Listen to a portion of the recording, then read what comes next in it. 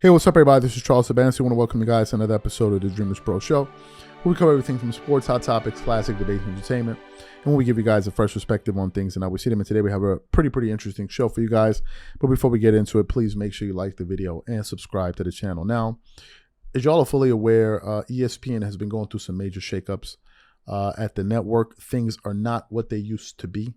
They just recently fired some very high-profile people that left a lot of us out here questioning, scratching our heads. Number one, they got rid of Jalen, very high-profile guy. They got rid of Keyshawn Johnson. They got rid of Max Kellerman. That was another big bit of news. They got rid of Jeff Van Gundy and a litany of others, right? A litany of others that talk about football and other things at the network. We spoke about that. But what we didn't talk about is the effect that those decisions are having on the morale of the people still employed at ESPN. So this morning, I was kind of combing through the internet here, and I came across an article from, Front Office Sports. They publish some great work. And basically, the article has the headline saying, ESPN's NFL NBA coverage will look much different after layoffs. And they had some very interesting and pertinent information that I felt we needed to share with the audience. But before we get into what was said in this article, this video is brought to you by sponsor Aura, who's also the official sponsor of the T-Wolves. Do you know what the fastest growing crime in America is today? It's identity theft. Imagine trying to log into your email only to see that your password has been changed. Then you start getting weird notifications from your bank and credit cards only to find out that all of your personal and sensitive information has been totally compromised. If you think it can happen to you and your family, just know that in 2020, over 49 million Americans were victims to identity theft, costing them a combined $56 billion. That is why we are excited to partner with Aura, who's a sponsor of this video.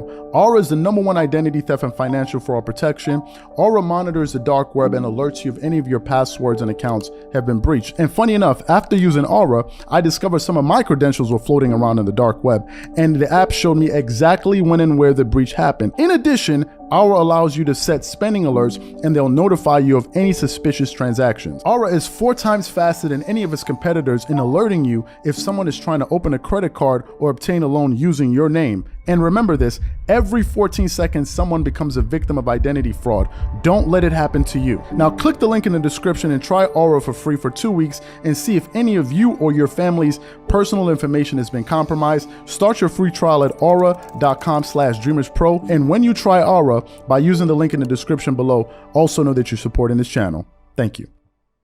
So let me just delve into this article here. It says, network eliminates jobs of 20 on-air personalities. Reductions arrive amid ongoing struggle with cord cutting. Continues on. NFL and NBA coverage on the self-proclaimed worldwide leader in sports is about to look a whole lot different. On Friday, ESPN conducted its latest wave of layoffs, eliminating the jobs of about 20 on-air personalities, including big names such as Jalen, Max Kellerman, Todd McShay, LaFonso Ellis, Keyshawn Johnson, and Steve Young. Perhaps most startling are the layoffs of prominent NBA analysts Jeff Van Gundy and Suzy Kolber, a 27-year veteran of ESPN and a fixture on network tent poles such as Monday Night Countdown and coverage of the NFL Draft. The front-facing staff cuts fundamentally reshape the on-air presentation of 2 of ESPN's most high-profile sports. The network is tied to the NFL through 2033 and seeks to renew its existing NBA rights. The staff cuts have devastated the morale at the company, with Bristol, Connecticut, campus described by one of staff employees as like a morgue. This is an extremely challenging process involving individuals who have had a tremendous impact on our company, the network said. Cord cutting fallout. The staff reductions arrive as ESPN, like many other U.S. cable outlets, struggle with ongoing cord cutting by consumers and the massive financial challenges they present. ESPN is now in 72.5 million homes, according to Nielsen, down 28% from a peak of 100 million in 2011. And the yearly subscriber losses are accelerating. Overall, parent company Disney is eliminating 7,000 jobs, about 3% of its global workforce, and as it cuts at least $5.5 billion in cuts. What does this all mean?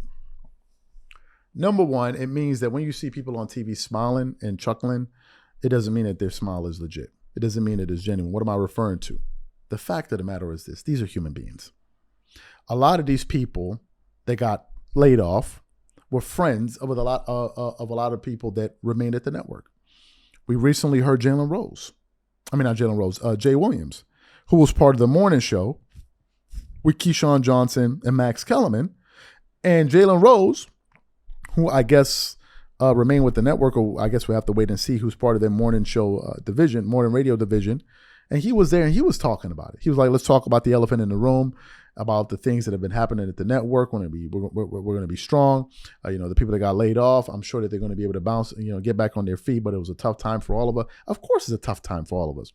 Now, what's there to learn from this topic?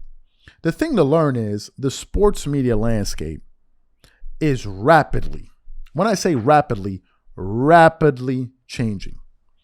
If you look at some of the most prominent voices in sports media, if you pay close attention, now a lot of them are doing the independent thing. Pretty much all of them. All of them have a podcast. Now, why do they have a podcast? Because a podcast, well, there's a lot of business behind a podcast, but a podcast is a very lucrative business if you get it right. But a lot of them have it. Nick Wright, Shannon Sharpe had his, which was owned by Fox Sports. He now owns it. You have Skip Bayless. You have Stephen A. Smith. You have Marcellus Wiley.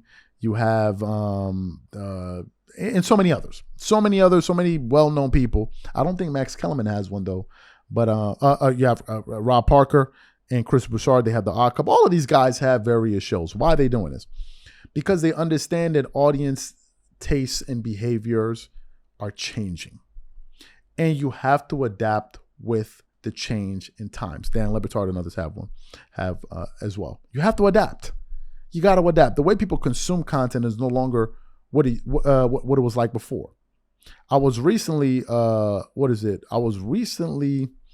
who was I listening to? It may have been Chris Mad Dog Russo or no. It was the Dan Le Batard show.